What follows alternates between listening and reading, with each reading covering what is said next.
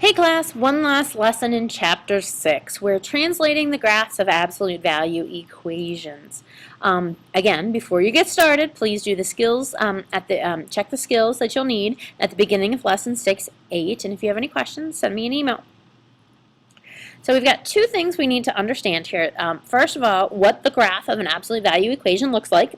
And the graph of an absolute value equation forms a V-shaped graph that either points up or points down. A translation of that graph shifts the graph either vertically or horizontally or both, and it still results in the same shape and size but in a different position. So let's look at the first vertical translation here. We have this absolute value graph. Here is the standard absolute value graph. I'm following it with my pointer right here. Notice its origin is 0, 0. That's kind of what the reflection point of the turning point of that graph. So we start out at 0, 0, and then we have the graph, or the equation y equals the absolute value of x, close the absolute value sign, and then add 1. What that does is that moves this graph up one position, okay? So go ahead and make sure you understand that when you're adding something outside the absolute value, or possibly subtracting, as we'll see in the next one, it will shift it up, okay? Notice in our second example here we have the absolute value equation for, here we have the graph of the absolute value of x, okay? Now, we have a vertical translation here, okay, in which we are moving, okay, not up 3, since we're subtracting 3, our y value is going to be a negative 3. So that moves that graph, this original v, down 3. Okay? So if we were to write an equation for the translation here, we want to move our graph down, we would have the absolute value of x,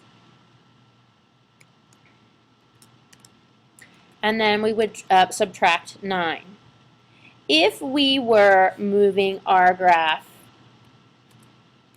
down, or excuse me, if we were moving our graph up 13, we would then add 13. You can find these little absolute value bars above your enter and return key and using the shift button. Okay? Moving on to example 4. We're looking at example 4. So now we have some graphs, and what is happening to these graphs that when we're adding or subtracting something within the absolute value sign? Does anyone want to take a guess? Well, don't we have our handy-dandy calculators? Let's change our window settings here. Make sure your window settings are back to the standard window settings if they aren't already. Okay, always something to think about. Also, did you turn your stat plot off from yesterday? Okay, if you didn't turn your stat plot off, you're going to have to do that as well.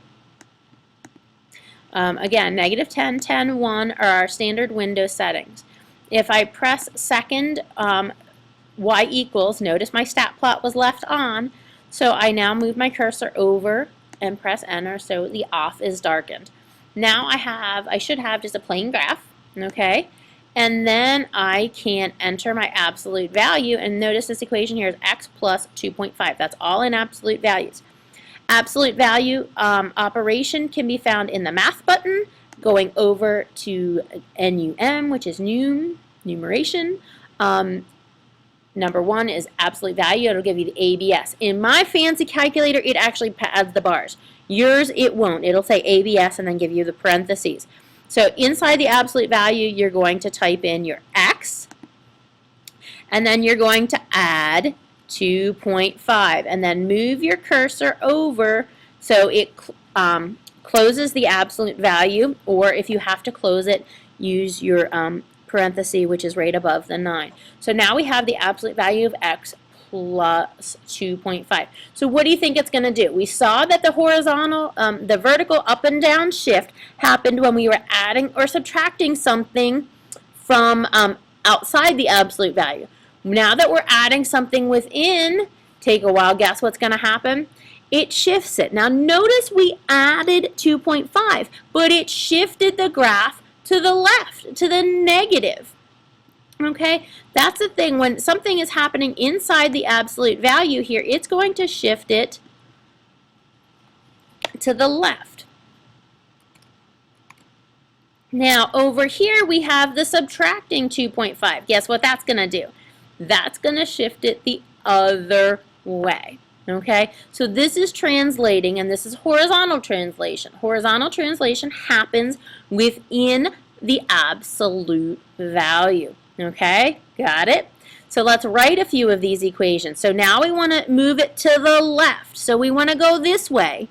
Okay, we want to go this way, which means our equation is going to be y equals, and again we have that absolute value of x, but now we want to shift it 10 units to the left. So we're going to add 10 units inside the parenthesis. The opposite is going to happen here. Okay, so we add our absolute value of x and we're going to subtract, and we want to move it 7 units this way. Okay, so we subtract those. So left and right is opposite of the sign. Up and down with the vertical change is going to go with the sign there.